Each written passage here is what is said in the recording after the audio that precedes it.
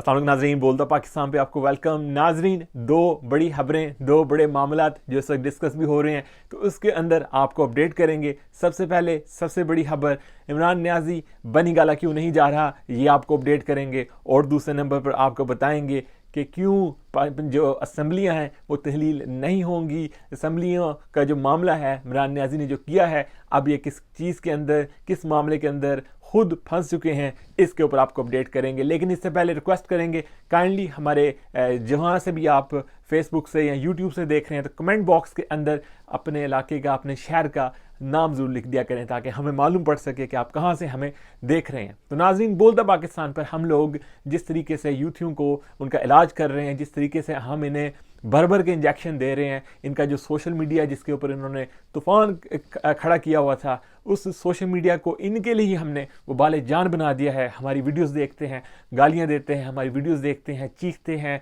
चीखो पुकार करते हैं। इससे हमें मालूम पड़ता है कि जो यूथी हैं उनके लिए बोलता पाकिस्तान बाकायदा तौर पर एक वैक्सीनेशन का काम कर रहा है, और ये वैक्सीनेशन हम इन्हें देते रहेंगे। आपका जो हमारे साथ साथ है ये बहुत ज़रूरी है, इसलिए मैक्सिमम इन वीडियोस को शेयर कर दिया करें, ताकि ज़्यादा से ज़्यादा इनके ग्रुप्स के अंदर जाएं और ज़्यादा से ज़्यादा इनको वैक्सीनेशन मिले। तो नाज़रीन, आते हैं खबरों की तरफ और उन मामलात की तरफ जिनका आपको मालूम होना बहुत ज़रूरी है। नाज़रीन, इमरान न्याजी इस वक्त ज़मान पार्क के अंदर छुपा हुआ है।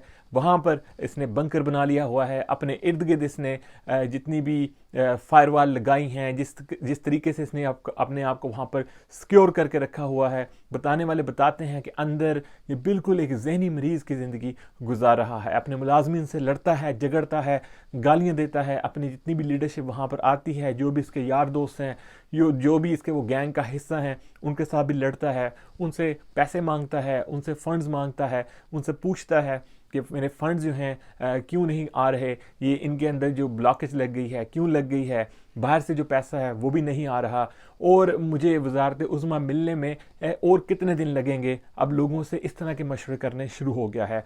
उसके अलावा बड़ी अजीबोगरीब किस्म की हरकतें करता है, जो देखने वाले इसके जो मुलाजमीन हैं या वहाँ पर जो लोग जाते हैं वो बड़े परेशान होकर वहाँ से निकलते हैं। ख़ास तौर पर वो लोग जो ये उम्मीदें लगाए बैठे थे कि शायद दोबारा से वज़ीर-ए-आज़म बन जाए और फिर से हमारी दाल रोटी लग जाए, वो बड़े परेशान हैं। और इसी परेशानी की वजह से अब वो इर्द गिर्द देखना शुरू हो गए हैं कि किस तरफ अब निकलना है, कहाँ पर जाकर अपना अब जुगाड़ लगाना है।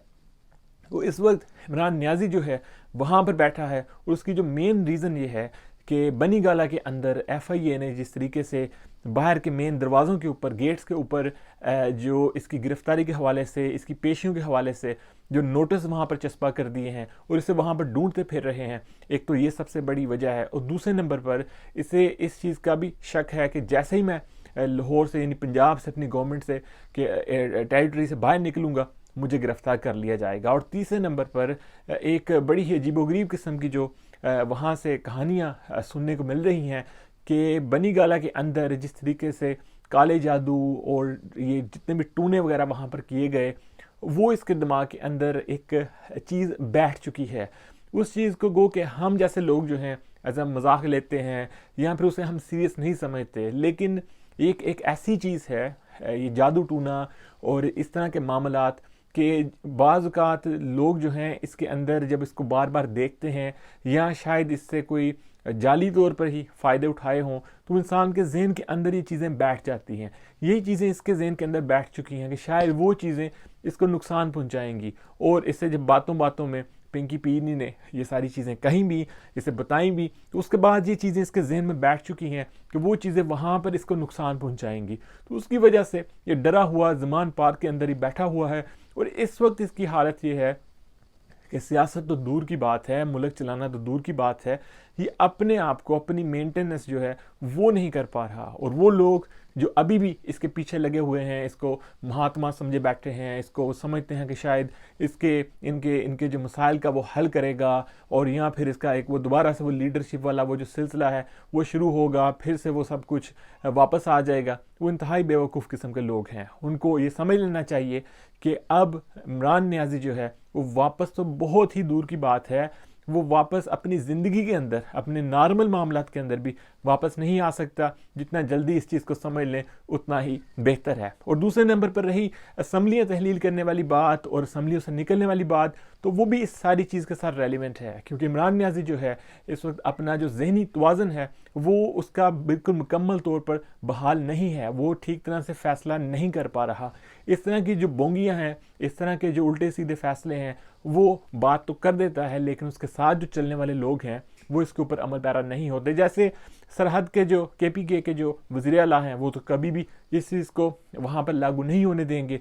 उनके वहाँ पर मज़े लगे हुए हैं, उनकी दिहाड़ी लगी हुई है। उन्हें मालूम है कि आगे पता नहीं ये सब कुछ होगा नहीं होगा। अगर इन केस PTI की दोबारा से हुकूमत बन भी जाती है तो वही सेटअप, यानी यही वज़ीर आला, यही कैबिनेट, ये होगी या ये नहीं होगी, ये किसी को नहीं मालूम। या किसी के साथ कोलिशन में ये गवर्नमेंट बनाएंगे या गवर्नमेंट से ये बाहर हो जाएंगे।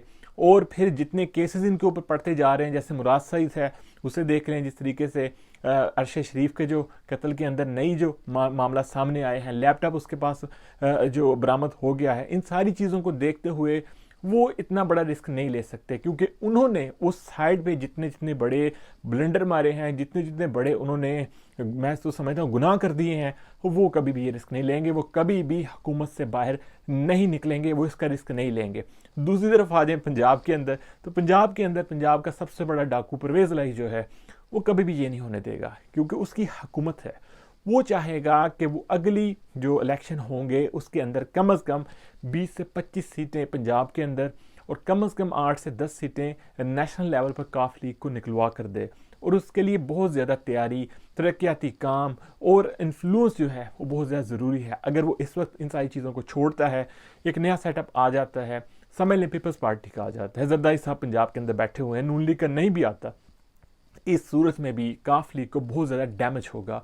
काफ लीग की जो गिरफ्त है पंजाब के अंदर ख़ास तौर पर, वो कमज़ोर हो जाएगी। तो इन सारी चीज़ों को देखते हुए परवेज़ इलाही मीडिया के ऊपर खेल रहा है। इमरान खान को वो कहता है ठीक है तुम कहोगे मैं तोड़ दूंगा, लेकिन साथ ही हल्का सा ये भी कह देता है कि फिर तुम लाहौर में नहीं बैठ सकते, फिर ये प्रोटोकॉल तुम्हारे ख़त्म हो जाएंगे, फिर ये केसेस का मैं डिफेंस नहीं कर सकूंगा, फिर तुम्हारे पीछे और बड़ा बड़ा कुछ लग जाएगा।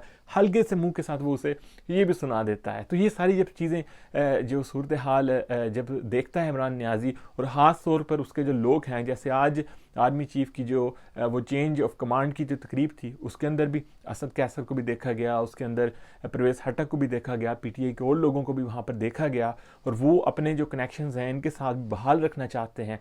तो हमें नहीं लगता कि इस तरह का कोई एक्सपेरिमेंट होगा, इस तरह के कोई मामला होंगे और जो आगे चलकर PTI के लिए ही नुकसानदेह साबित होंगे। तो इस वक्त इमरान खान को उसकी अपनी पार्टी जो है वो कॉर्नर पर लगा रही है। उसकी बात सुनते हैं एक कान से, दूसरे कान से निकाल कर बाहर बैठकर उसके ऊपर हंसते हैं, और इस सारी चीज़ को वो भी इंजॉय कर रहे हैं। आप भी इंजॉय कीजिए इनकी सारी सिचुएशन को, क्योंकि इन्होंने पाकिस्तान के साथ बड़े बड़े जुल्म किए हैं और आप लोगों के ऊपर भी बड़े बड़े जुल्म डाए हैं। इस वक्त है इनको इस सारी सिचुएशन को इंजॉय करने का। देखते रहिए बोलता पाकिस्तान।